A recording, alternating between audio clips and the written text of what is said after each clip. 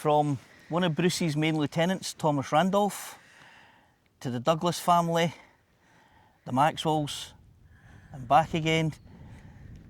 Welcome to Morton Castle.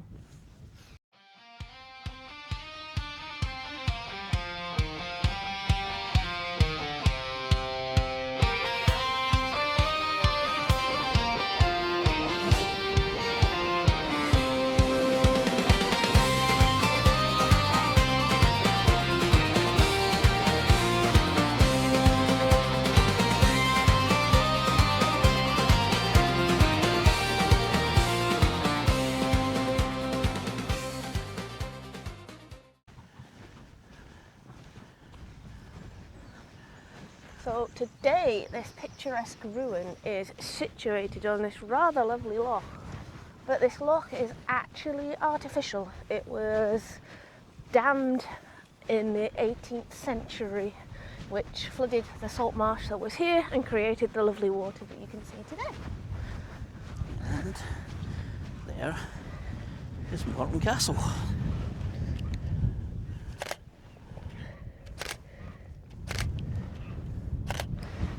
Substantial ruin.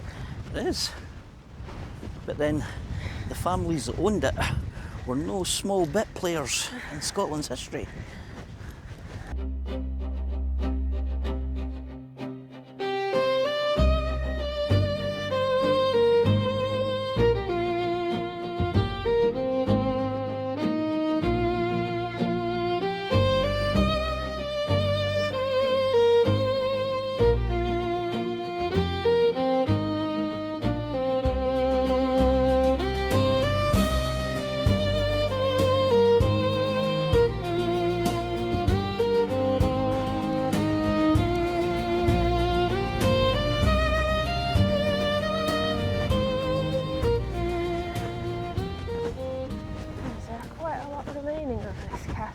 Yeah, you can see towers, and although the loch itself is man-made, that would have been all marsh and swampland, so the hill that it actually sits in puts it in quite a formidable position from attack from certainly three sides.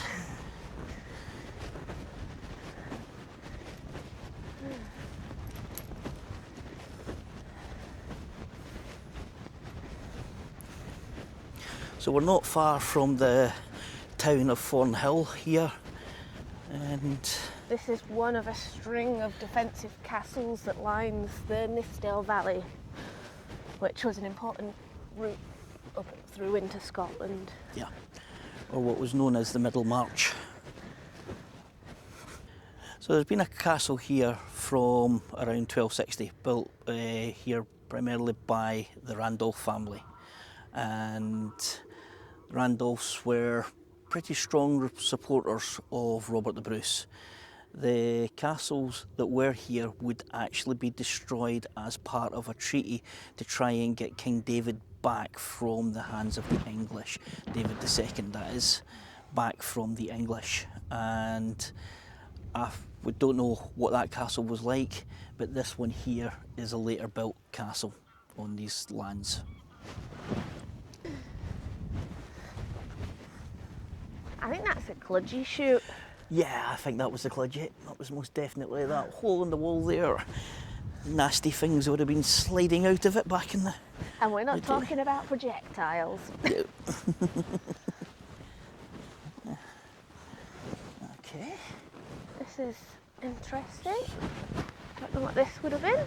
So again, this is a new castle for both of us. I've never been here before, and yeah, lovely spot.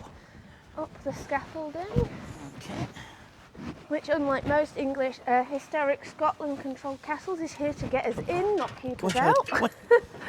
Come on. Oh, nice. So. Nice. Okay. Yeah, wow. So we've got tower. Mm-hmm. So this would have been the entranceway, presumably. Yeah, looks like your main entrance would have been here.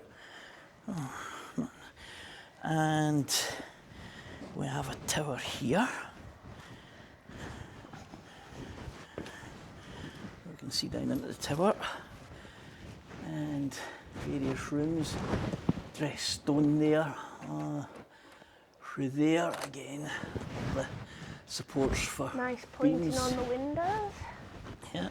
There's a wee bit of a doorway arch here, look, as well, just sticking out of the side of the wall there. Yeah, that's it. It's been nice dressed stone up there. So, yeah. Wee turret just here above me. Down. Mind yourself. They look just a wee turret. Oh yeah. Your turret just running off the.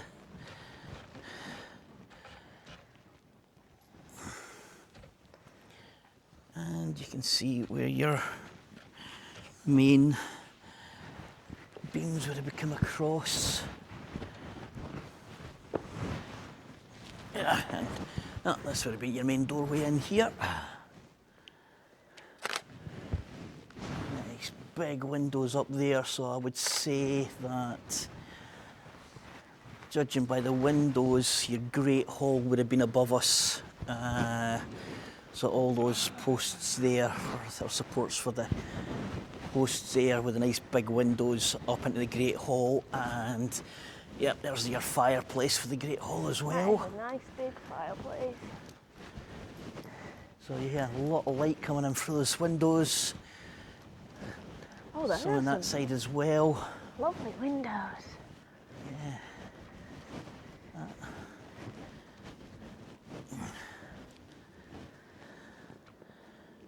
Yeah, really would have been interesting to see this back in the day. So on the ground here you can actually see some of the foundations where your lower vaults would have been for what would have been kitchens and such like. And well, we've got a drain just here. This probably was the main kitchen area here. And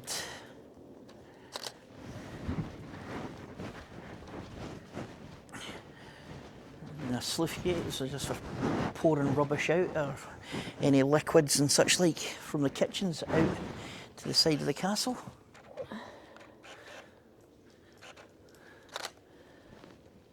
Interesting, the stonework round there, the way it's been, looks like there's been a repair of a lot of the stonework.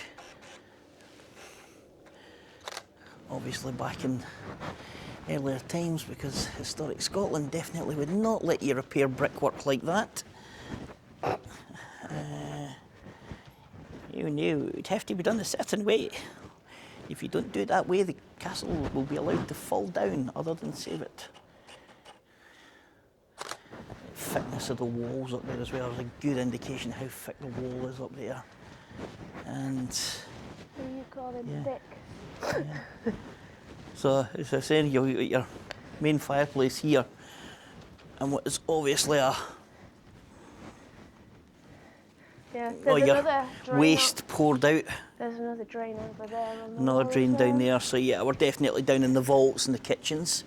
With a great hall above. And then the Lord's chambers would have been in those towers at the end there, where that fine doorway is. Oh, we can get in here.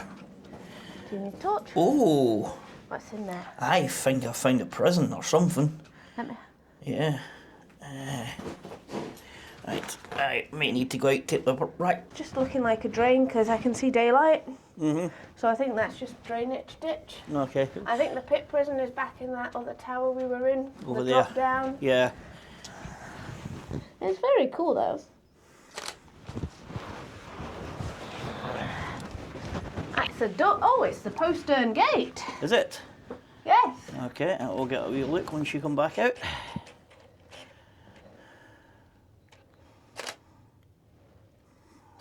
Sheldon's like, where's Mummy gone? No. Which, you wouldn't be a fat person trying to invade this castle, that's for sure. Here we go. So Henry VIII was out then.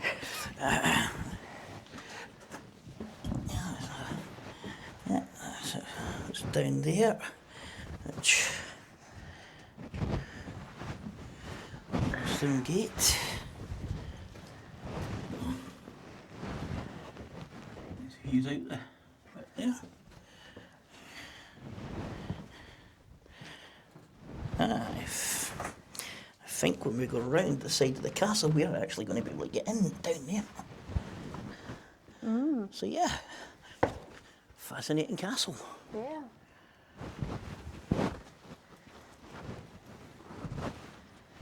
Again, we'll get the drone up. Nice day, so we'll get the drone up and get you some nice footage of this castle from above and round the outsides.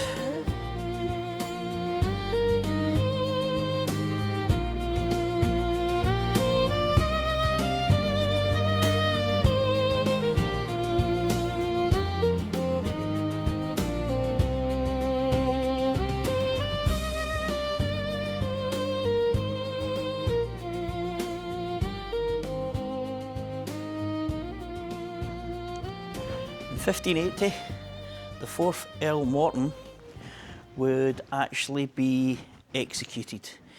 This was his castle, but he took part in the plot to kill Lord Darnley, Mary Queen of Scots' husband, and he was executed for his part in the plot. The castle would briefly fall into the hands of the Maxwells, but eventually would be returned to the Morton family. It was returned because the Maxwells were then persecuted for their Catholicism, and this castle was burnt. Yes, the Maxwells were, and still to this day, are very strong supporters of the Catholic faith. Is that where the Yep. lady laid from Traquair? Because she's a Yep. Maxwell Stewart. She's isn't Maxwell she? Stewart, Yeah. yes, and they are still Still still very staunch Catholics. And managed to keep their lands throughout the whole of the Reformation, which was very impressive for Catholic families to actually keep hold of their lands and castles and such like in Scotland during the Reformation and afterwards. Aye. After the burning of the castle in 1588, the lands were returned to the Morton family after their attainder for treason for the previous Earl had been removed. It is worth noting that the Morton family that owned the castle and the lands are part of the larger Douglas family, but this branch came from the Red Douglas line and not the more famous Black Douglas line. Well, in saying that, the more famous because of the good Sir James, Morton but the family. Red Douglases would actually be the ones that would hold the power eventually. The two sides of the families would actually battle one time, and the Red Douglases would come out victorious. Nice.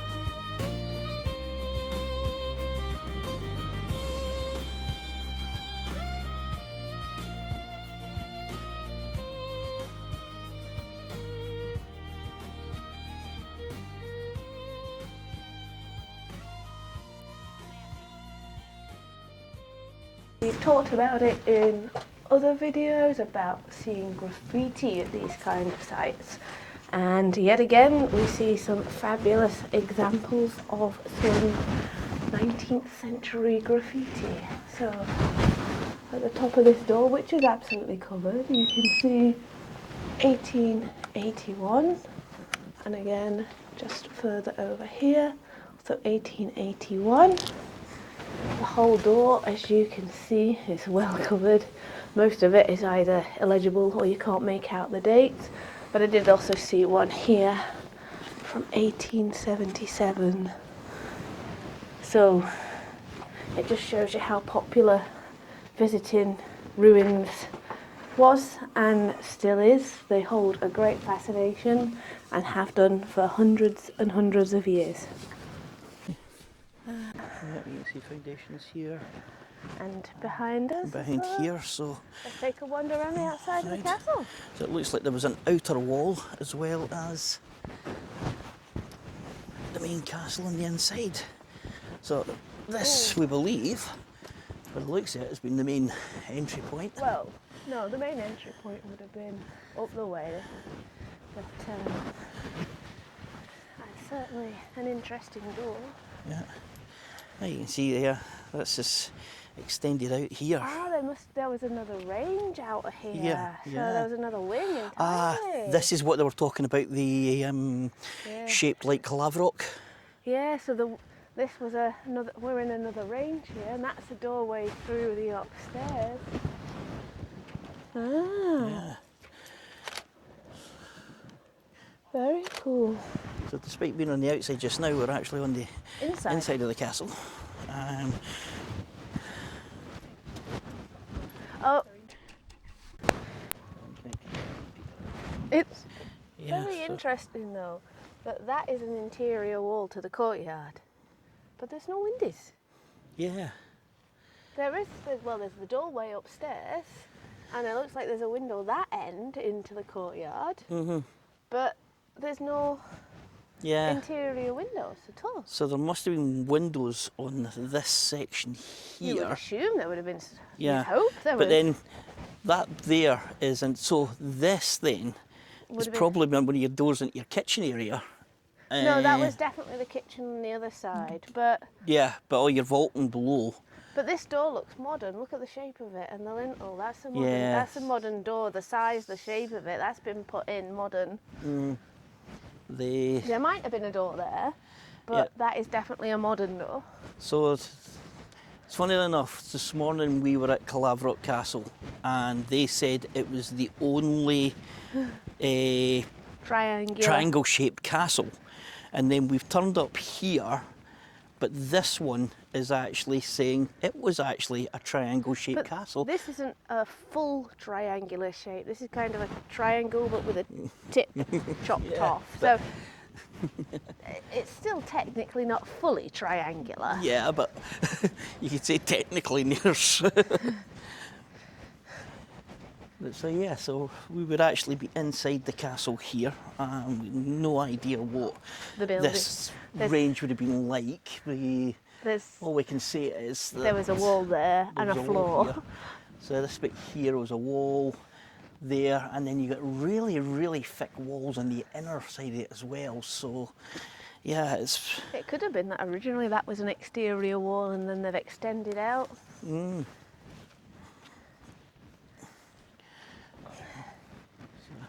You get a good idea how thick the walls are there, you can see. And then also how defensible that is. One very steep banking around the castle here, and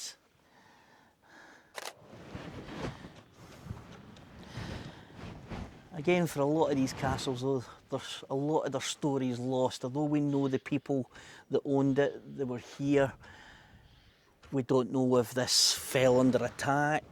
Well, we know it was burnt down in 1588, but that kind of didn't seem to be from a battle or a siege situation. It's more of a, I'm the king, I'm burning your castle, what are you going to do about it? Yeah.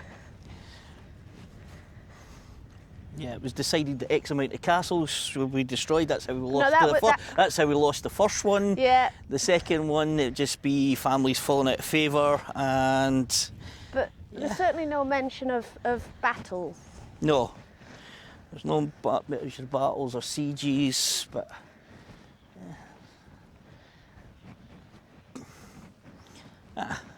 So that was what we seen from above. So that wee room just off the kitchen area was down onto a sluice gate. You were right. I'm always right, but what am I right about this time? About this being drainage. So that's that grating that we've seen next to the postern gate. Yeah, And it was actually just to drain down. Oh, it's not a postern gate, it's into a tower. So it was an entry at the tower. Yeah, there you look go. at that. You were wrong. I was wrong about that, but I was right about the drainage. Harlan's always right, was wrong. It was just an entry to the tower. So we're actually standing inside one of the towers now that would have been on, and this would have been mirrored at the other side there, where we just came from. There was another tower just like this, you know, which gave it that unique shape. You can see what was the old stairwell going round there and going up to the various rooms which would attain you onto the different levels, to the Great Hall, to rooms for the lords and that to live in. Yeah. So the more you look round, the more the castle explains itself. And then Very cool. back, yeah. So yeah, if you look how far out this one is compared to what was at the front, it has got that look of Calavrock. I'm going back down, that's it, I'm going straight down to Calavrock and tell that woman she was not wrong. The only, you were wrong. Tower. You drive 40 minutes and you can find one that's exactly the same shape. Well, just no not more. exactly the same shape, but similar. So, and yeah, but she was claiming how unique that was. No, that's not the drainage chute we saw above the door. Okay. Because that's just where we were. Oh, no, the grate is up in there. Oh, yeah, the grate's up in there. Oh yeah, that makes sense. Yeah.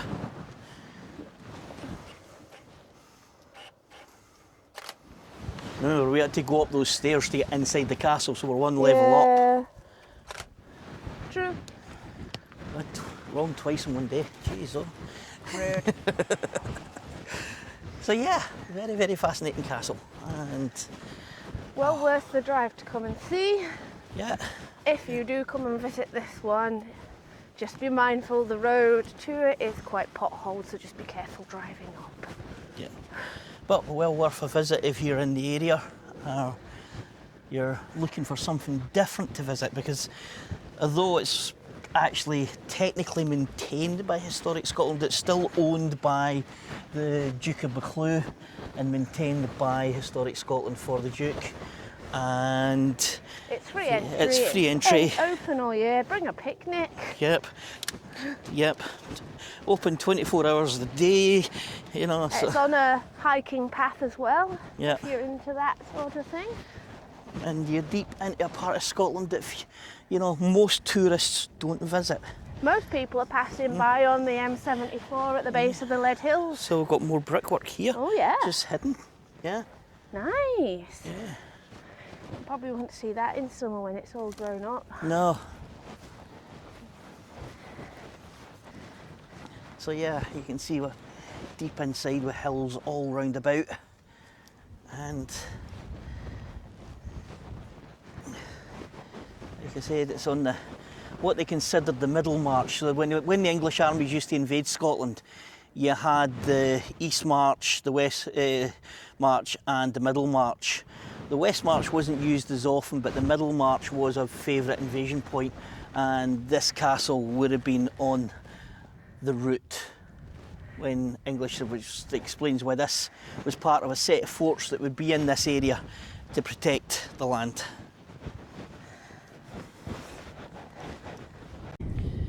So we mentioned Thomas Randolph, one of Bruce's lieutenants, and there was a kind of friendly rivalry between him and the good Sir James Douglas to see how many of the castles they could actually capture back from the English for the king.